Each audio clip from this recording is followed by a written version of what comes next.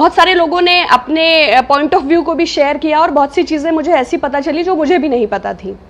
Specially Sukesh ji from Madhubani Benipatti, आपका तो जो भी आपका थॉट के गांधीयन थॉट के बारे में जो आपका भी आइडिया है, या जो डेमोक्रेसी के बारे में, या जो वर्तमान सिस्टम के बारे में, वो बहुत ही एनरिचिंग है, बहुत पोटेंशियल है। तो आप अपने आसपास के लोगों से उसको ज़रूर साझा करें, और ये ताकत है समाज की। दूसरा, कुछ लोगों ने गांधी और अंबेडकर के संबंधों को लेकर भी अलग अलग चीज़ें मुझे लिखकर भेजी। तो मुझे लगता है कहीं कहीं पर मैं आपके सेंटिमेंट से एग्री करती हूँ और कहीं कहीं पर डिसएग्री करती हूँ। ये आयरनी है, हिस्ट्री थोड़ी बिटर होती है, लेकिन हमको देखना चाहिए कि जो बहुत ही इंटेलेक्चुअल्स होते हैं, उनके जो प्रोफाउंड डिफरेंसेस होते हैं, उससे ज़्यादा उनके एग्रीमेंट्स भी होते हैं। तो सिर्फ एक पॉइंट ऑफ व्यू को हमें नहीं लेना चाहिए, बल्कि अंबेडकर जी जो लॉ मिनिस्टर हुए, जो ड्राफ्टिंग कमेटी के वो चेयरपर्सन रहे, तो उसमें उनकी गुणवत्ता, उनका अध्ययन, देखिए अगर मैं बात करूं तो for me he is Ambedkar sir, right, because उनकी शख्सियत आसमान के जैसी है और मुझ में इतनी काबिलियत नहीं है कि मैं उन्हें डिस्कस कर सकूं। जो मतलब आज के समय में, जबकि अभी थोड़े दिन पहले हमारी स्मृति ईरानी जी जब HRD मिनिस्टर बनी थी और डिग्री पे संदेह आया था, आज 100-125 साल होने को है, आप अपने आसपास के 4 जिलों में देखिए तो आपको ऐसा आदमी नहीं मिलना है जिसने 2 सब्जेक्ट में PhD किया हो। तो चाहे वो हिस्ट्री हो, चाहे वो इकोनॉमिक्स हो, चाहे वो लॉ हो, चाहे वो जुडिशरी हो, चाहे वो एंथ्रोपोलॉजी हो, चाहे वो पॉलिटिकल साइंस हो, 9 लैंग्वेजेस, 5 पीरियोडिकल्स, उनकी पर्सनल लाइब्रेरी में 50,000 से ज़्यादा बुक्स थी। तो वो इतना विवेसियस रीडर थे और उन्होंने सिस्टम को बदलने में कितना बड़ा उनका योगदान है। आज अगर कोई आम भारतीय नागरिक उठ के खड़ा हो जाता है कि नहीं भाई, पानी पीना मेरा अधिकार है, सांस लेना मेरा अधिकार है, तो ये जो फंडामेंटल राइट्स हैं, हम उस कंट्री को बिलोंग नहीं करते हैं जहां चोरी करने की सजा 50 कोड़े हो। हमारे पास IPC है, हमारे पास CRPC है, हमारे पास कॉन्स्टिट्यूशन है, हम एक सेक्युलर नेशन है। ये बात अलग है कि एनकाउंटर पॉलिसी को आज की सत्ता जस्टिफाई कर रही है, लेकिन चाहे आप लेबर पार्टी, जब वो लेबर काउंसिल के मेंबर रहे, चाहे आप ये 12 घंटे काम करने के अधिकार को 8 घंटे किया गया, तो ये क्या था? ये कितनी लड़ाई है। आप सोचिए, अगर आप उनकी बायोग्राफी को देखते हैं, वेटिंग फॉर वीजा, तो 4 चरणों में है तकरीबन उनकी, काफी पहले मैंने पढ़ी थी, लेकिन एक बच्चे के तौर पर उनका हैरेसमेंट देखिए, जब वो बोरी पर एकदम कोने में अकेले बैठते हैं, जब वो कॉमन वाटर टैंक से पानी नहीं पी सकते, और तब क्योंकि पियून एब्सेंट है तो पानी ही नहीं मिलेगा। Can you imagine? आज इतने साल बाद, आजादी के 70 साल हो गए, अनटचेबिलिटी, सोशल डिस्क्रिमिनेशन, इनजस्टिस, इसके खिलाफ जो एक इतनी लंबी लड़ाई लड़ी, और जो आज स्वयं को उनका प्रतिरूप कहते हैं। भाई, उनके सिद्धांतों को लेकर कांशीराम जी ने राजनीति की, और उसके बाद उनकी राजनीतिक उत्तराधिकारी बहन श्रीमती सुश्री मायावती। तो बहन सुश्री मायावती दलितों की नेता के तौर पर हैं, लेकिन अगर आप आज देखें तो वो मनुवादी सिद्धांतों की पोषक हैं। आप देखें राजस्थान के, जो उन्होंने अभी अपना व्हिप अपने विधायकों को कहा, तो वो 9 महीने बाद, जब उनका कांग्रेस से विलय हुआ था, तब उनको इतने समय बाद याद आया। या आप देखिए, महिलाओं और दलितों पर लगातार अत्याचार हो रहे हैं। या कॉन्स्टिट्यूशन को ही हम देखें तो गवर्नर क्या है? कॉन्स्टिट्यूशन का संरक्षक है, संविधान का गार्जियन है, उसको एक नैतिक आचरण प्रदर्शित करना है। और राजस्थान में क्या हो रहा है? क्या कोश्यारी साहब ने जो 5 बजे शपथ दिलाई थी फडणवीस जी को, क्या वो लोकतंत्र और संविधान के मानक के अनुरूप है? और क्या मोदी जी की गवर्नमेंट संविधान और लोकतंत्र के मानक को लेकर चल रही है? लेकिन उसके बाद भी मूक समर्थन बहन श्रीमती सुश्री मायावती का भारतीय जनता पार्टी की सरकार को प्राप्त है। तो एक और बाबा साहब के हित हैं, जो जिन वचनों को लेके उन्होंने एक लंबी लड़ाई लड़ी। अंत वक्त समय में उनकी पत्नी श्रीमती रमाबाई पंढरपुर जाना चाहती थी, और बाबा साहब ने कहा था कि मैं, ये ईगो की बात थी कि मैं तुम्हें एक नया पंढरपुर दूंगा, और फिर उनकी मृत्यु हो जाती है। बहन मायावती ने रमाबाई अंबेडकर बहुत बड़ा पार्क भी बनाया है, लेकिन उस स्वाभिमान को वो संरक्षित नहीं कर पाई। एक बार भी उन्होंने लोकतंत्र के माहौल पर भारतीय जनता पार्टी से प्रश्न नहीं किया। एक बार भी उन्होंने संविधान के इस तार होने पर कोई प्रश्न नहीं किया। राष्ट्रीय सुरक्षा के विषय पर ठीक है, बहुत सारे दल डरे हुए हैं, लेकिन ममता बनर्जी जी सामना कर रही हैं। जिनमें थोड़ी भी नैतिकता बाकी है, वो अवैधानिक चीजों का विरोध करते हैं।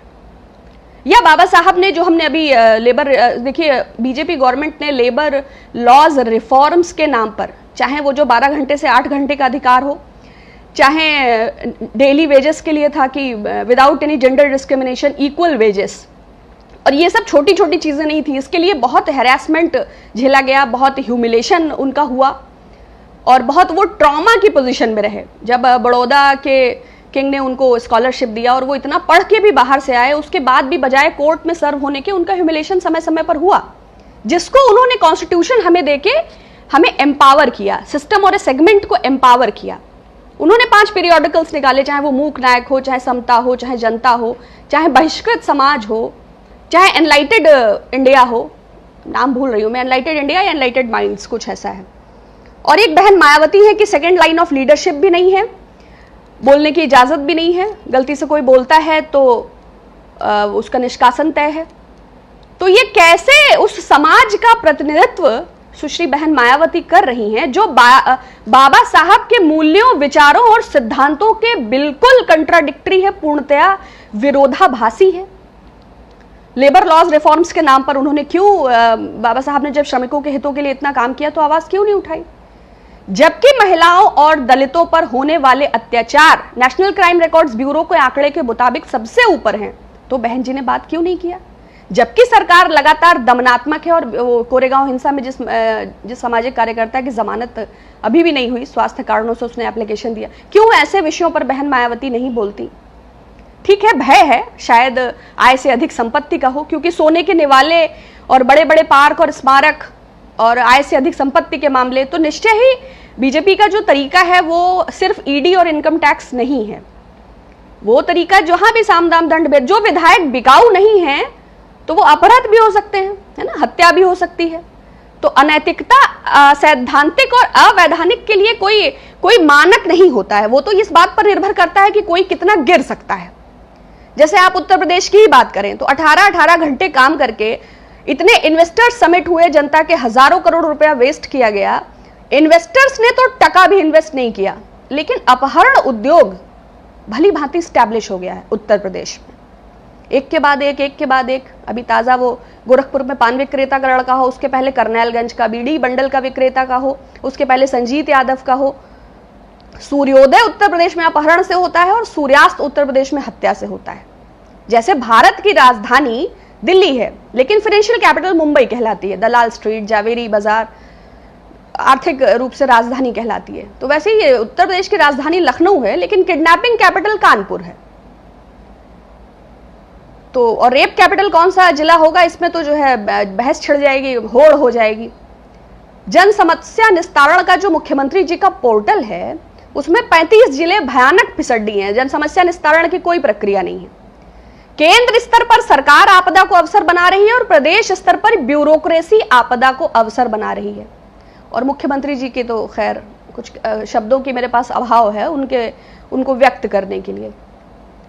तो वैसे तो युवाओं के लिए कोई रोजगार की व्यवस्था नहीं है, लेकिन अपराध जगत के रास्ते खुले हैं और विकास दुबे के एनकाउंटर के बाद और उस बीजेपी सुबोध जो इंस्पेक्टर सुबोध हत्याकांड के आरोपी को जब महिमा मंडित किया तो रास्ते जो हैं वो दूसरे प्रकार के उत्तर प्रदेश में खुले हैं। तो बहन जी से मेरा अनुरोध है कि ये जो दमनात्मक कार्यवाही है, ये जो दलितों पर अत्याचार है, ये जो महिलाओं के हितों पर लगातार कुठाराघात है, या जो राष्ट्रीय सुरक्षा का विषय है, तो निश्चय ही आप आज अंबेडकर के सिद्धांतों को पूरी तरह इग्नोर करके मनुवादी सिद्धांतों को आत्मसात कर चुकी हूं। जब हिंदू कोड बिल लागू हुआ तो सबसे ज्यादा विरोध संघ के हिंदुत्व को ही हुआ था। अगर आप गोलवलकर साहब और उन सब स्टेटमेंट्स को लेंदी में पढ़ूंगी तो थोड़ा लंबा हो जाएगा। मनुस्मृति की उन्होंने प्रतियां जलाई, इस पेट्रियार्की का उन्होंने बहुत जबरदस्त विरोध किया। और महिलाओं के अधिकारों की भी बात करें तो चाहे प्रॉपर्टी में राइट्स हो, बहुत महिलाओं को उन्होंने मतलब सोसाइटी में उनके एलिवेशन के लिए ये श्रेय बाबा साहब को जाता है। और उत्तर प्रदेश सरकार में देखिए विपक्ष को बोलने का वैसे भी कोई साहस नहीं है। अगर कांग्रेस के अलावा किसी भी पार्टी में इस समय हिम्मत नहीं है कि वो भारतीय जनता पार्टी के दुष्प्रचार का, क्योंकि उनके पास इतनी मजबूत मशीनरी है कि वो किसी को भी देशद्रोही और राष्ट्रद्रोही जरा देर में कर सकते हैं। तो किसी में ये साहस नहीं है। लेकिन भारतीय जनता पार्टी के ही एक बरेली से विधायक हैं पप्पू भारतौल, उन्होंने डीआईजी साहब को चिट्ठी दी है कि जिस प्रकार हर जिले में टॉप 10 माफिया हैं, उसी तरह हर जिले के 10 कुख्यात पुलिसकर्मियों की भी लिस्ट आउट की जाए, जिनके संरक्षण में मशीनरी के सहयोग से सट्टा, जुआ खेलना, गोकशी, वेश्यावृत्ति, खनन और तस्करी करके इस मशीनरी द्वारा धन की उगाही की जाती है और सिस्टम पूरी तरह फेल हो चुका है और कमीशन खोरी पर आधारित है। तो आप समझ सकते हैं कि ये अभी भी मतलब कुछ लोगों का जमीर जिंदा है। हरदोई के सांसद जयप्रकाश हैं, उन्होंने अपनी एफबी पर लिखा कि भाई जो विधायक और सांसद निधि से हमारे पीएम केयर में फंड लिया गया था, तो एक वेंटिलेटर हमारे हरदोई में भी दे दिया जाए। 30 सालों में हमने ऐसी बेबसी नहीं देखी। तो एक सिस्टम के तौर पर हम एक ऐसे दौर से गुजर रहे हैं जहां एक्सप्रेशन जो है वो एक बहुत बड़ा क्राइम है। तो बहुत ज्यादा मैं कहना नहीं चाहती, लेकिन ये महत्वपूर्ण कुछ ऐसी बातें थी जो अलग अलग माध्यमों से मेरे सामने आई थी और जिनको मुझे लगा कि मुझे व्यक्त करना चाहिए। तो आप लोगों से मैं अनुरोध करती हूं कि आप एटलीस्ट चाहे वो एनहिलेशन ऑफ कास्ट हो, चाहे वेटिंग फॉर माई वीजा हो, और चाहे हु आर द शूद्रास करके भी एक बुक है बाबा साहब की, या मूक नायक को ही आप अगर गूगल करेंगे तब, क्योंकि अब तो जेनेटिकली और साइंटिफिकली ये दोनों तरह प्रमाणित है कि हम सबके पूर्वज ही की थे। चाहे आप आउट ऑफ अफ्रीका थ्योरी भी देखें जो बाद में इंडस वैली सिविलाइजेशन से एड ऑन होती है, तो मुझे लगता है डिग्निफाइड सोसाइटी सबके लिए होनी चाहिए। अगर आपने अभी तक हमारा चैनल सब्सक्राइब नहीं किया है तो सब्सक्राइब करें और घंटी का बटन बिल्कुल भी दबाना ना भूलें, ताकि सभी लेटेस्ट खबरें पहुंच सकें आप पे सबसे पहले।